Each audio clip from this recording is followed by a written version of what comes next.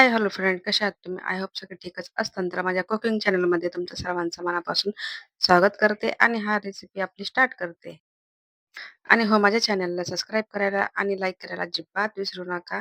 आणि हा जो व्हिडिओ आहे तो पूर्ण हा स्किप न करता असाच व्हिडिओ कंटिन्यू पुढे पाहत राहा. तर तुम्ही ओळखलंच असेल की माझ्या थंबनेलवरून किंवा टायटलवरून ओळखलं असेल की मी कोणती रेसिपी घेऊन आलेली आहे. तर आज होळी आहे. होळी स्पेशल म्हणून इथं मी बनवत आहे रवा करंजी. आणि आधी मी मावा करंजी बनवलेली आहे. ती रेसिपी तुमच्याशी शेअर केलेली आहे. तिथं मी बनवत आहे रवा करंजी. तर तिथं थोडीशी मिस्टेक झालेली आहे. पण हा व्हिडिओ मिस्टेक काय झालेली आहे तर ते म्हणजे हा व्हिडिओ पूर्ण एंडपर्यंत पहा, की मी म्हणजे बनवायला गेले एक आणि झाले असा विषय होता. आणि तो विषय काय आहे ते तुम्हाला नक्की पुढे कळेल. तर तोपर्यंत तुम्ही पाहत राहा, की इथं मी घेतलेला आहे 1 कप रवा चाळून घेतलेला आहे आणि त्याला मी लाईट गोल्डन असा होईपर्यंत इथं मी त्याला म्हणजे कढईमध्ये भाजून घेतलेला आहे आणि दुसरीकडे घेतलेला आहे साधारणपणे मी 1 वाटी इथं मैदा घेतलेला आहे. तर तुम्हाला जेवढं हवं असेल तेवढं तुम्ही ह्याच्यामध्ये मैदा कमी जास्त करू शकता. तर मी तर थोडासा म्हणजे साधारणपणे 1 वाटी घेतलेला आहे आणि ह्याच्यामध्ये थोडंसं चवीपुरतं मीठ आपल्याला ॲड करायचं आहे. आणि इथे मी थोडंसं जे साजूक तूप आहे ते पण घेणार आहे.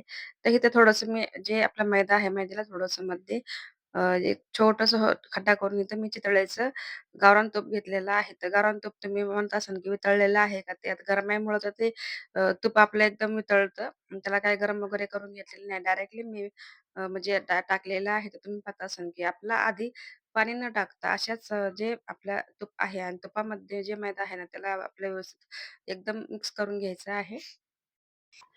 तर ते तर तुम्ही पाहतच असाल, की दोन्ही हाताने मी इथे जे आपलं तूप आणि आपला मैदा आहे, ते एकदम हाताने मिक्स करून घेतलेला आहे आणि तुम्ही पाहत असाल, की मला लागेल तसं मी इथे पाणी टाकत आणि जे आपल्याला जेवढं पाणी हवंय तेवढं आपल्याला मिक्स करून घ्यायचं आहे आणि एकदम फार फार असा लूज गोळा नकोय आपल्याला थोडंसं घट्ट असा गोळा एकदम डो तयार करून घ्यायचा आहे. तर आपला डो एकदम रेडी झालेला आहे आणि ह्याला मी तुमच्या हिशोबाने तुम्हाला अर्धा 1 तास ठेवू शकता. तिथं मी अर्धा तास पीठ जे आहे आपलं ते भिजवून घेतलेलं आहे. म्हणजे त्याला रेस्ट करायला ठेवलं होतं. नंतर मी इथे घेतलेलं आहे ड्राय फ्रुट्स.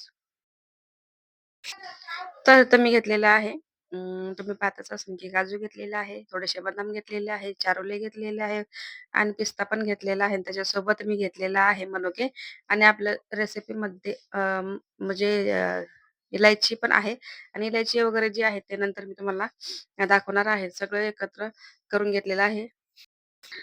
तर दुसरीकडे तुम्ही पाहतच असाल, की एका कपामध्ये मी साखर घेतलेली आहे आणि एका वाटीमध्ये मी घेतलेलं आहे खोबरं आणि खोबरं मी मार्केटमधून आणलं होतं. घरी वगैरे किसलेलं नव्हतं. तर मार्केटमधूनच मी खोबरं घेतलेलं आहे. म्हणजे मार्केटमधून आणलं होतं ते तसंच मी घेतलेलं आहे आणि खोबरं आपलं जे आहे ना, डायरेक्टली टाकायचं नाहीये.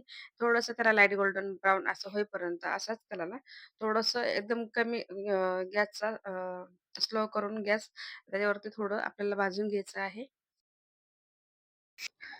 आणि बघा तुम्ही पाहत असाल, की आपलं जे खोबरं आहे, ते पण आपल्याला भाजून झालेलं आहे. तर आपल्याला ह्याला थंड होऊन द्यायचं आहे आणि जे रवा पण आहे, ते पण थंड झाल्याच्या नंतर आपल्याला सगळं मिक्स करायचं आहे. तुम्ही तर पाहत असाल, की इथं मी घेतलेलं आहे काजू, बदाम, चारोळे, पिस्ता वगैरे सगळं घेतलेलं आहे. पण ते पिस्ता जे आहे ना सॉरी जे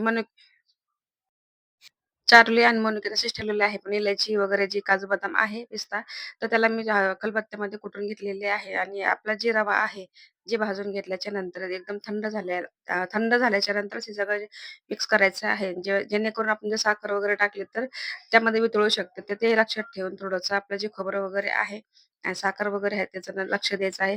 तर आपल्या रव्यामध्ये मी खोबरं ॲड केल्याच्या नंतर जे ड्रायफ्रुट्स सगळे कुटून वगैरे घेतलेले होते आणि डायरेक्ट मनुके वगैरे चारोले चारोले कधीही म्हणजे कुटून वगैरे टाकायचे नाही. कारण ते ऑलरेडी छोटे-छोटे असतात त्याचा काही विषय नाही.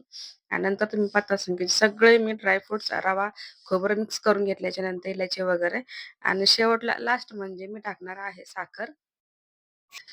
ते तुम्ही साखर मिक्सरमध्ये बारीक करून घेतलेली आहे. आणि तुम्ही तुमच्या आवडीनुसार जर गोड तुम्हाला जास्त हवं असेल, तर तुम्ही थोडंसं गोडचं प्रमाण पण वाढवू शकता. इथं मी एकदम आणि त्यातले पण मी थोडंसं 1 ते दीड चमचा टेबलस्पून ते ठेवलेलं आहे. कारण खूप गोड नकोय म्हणून थोडंसं मी साखर ठेवलेली आहे, पिठी साखर आणि जे आहे ते पण मी मिक्स करत आहे. आणि पूर्ण आपलं एकसारखं एकदम अ, एक मिश्रण करून घ्यायचं आहे, जेणेकरून आपली साखर वगैरे वरच्यावर आणि खालच्या खाली असं काही नको राहायला. म्हणून ड्रायफ्रुट्स वगैरे एकदम व्यवस्थित मी तुम्ही पाहत असाल, की एकदम व्यवस्थित एकदम मिक्स झालेल्या आहे.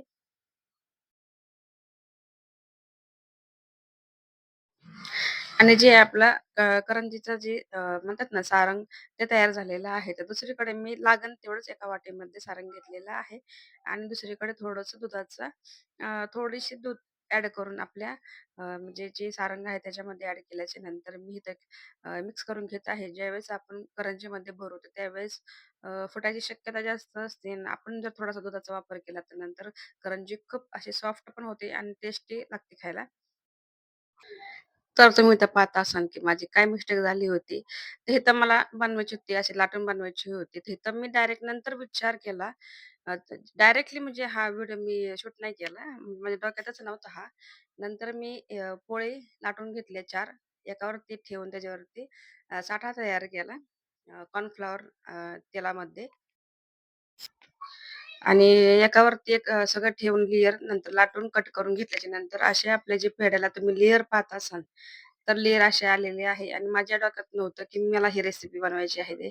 अचानक ठरलं आणि अचानक नंतर ही रेसिपी म्हणजे अ, ठरवलं एक आणि रेसिपी बनवली एक. इतकी छान झाली आणि ज्या माझ्या करंज्या आहेत तुम्ही पाहत असाल, की स्टार्टिंगला तर तुम्ही पाहिलेच असेल, की ज्या करंज्या आहेत माझ्या एकदम अशा त्याला जर इतके असे त्याला भरपूर असे लेयर सुटलेले आहे आणि खायला पण एकदम क्रंची, क्रिस्पी आणि टेस्टी इतके छान झाले होते.